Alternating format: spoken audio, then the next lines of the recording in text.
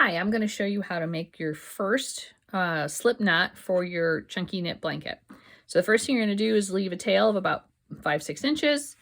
You're going to come over here with your right hand and your left, and you're going to go ahead and you're going to meet the two together and make a loop like that.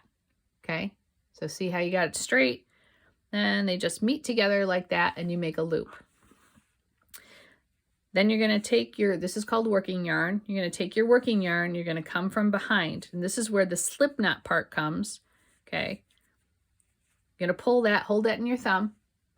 See how I've got, here's all my pieces. See how we made that right through the middle. Here's your thumb. And you're going to gently pull up. Hold these two very lightly and just pull up. And now you've created a slip knot, which you adjust by pulling the right side, which is your working yarn. Okay, I will show that one part again in case you didn't get that.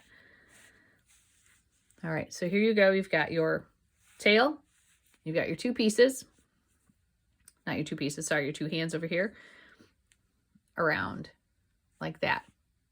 Okay, doesn't matter the size, we'll adjust it. Come from behind. Let me show you it this way. So this is the front.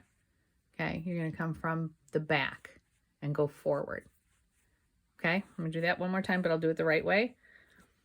There's your working yarn over here. There's your loop here. You're gonna come from behind and you're gonna make a loop and pull it out. Hold these two. Not really tight, just hold them. And with your thumb, just kind of pull that up until you make a loop. Take your working yarn and pull that until you get a loop size that's about a good 2-3 inches. And that's all there is to it.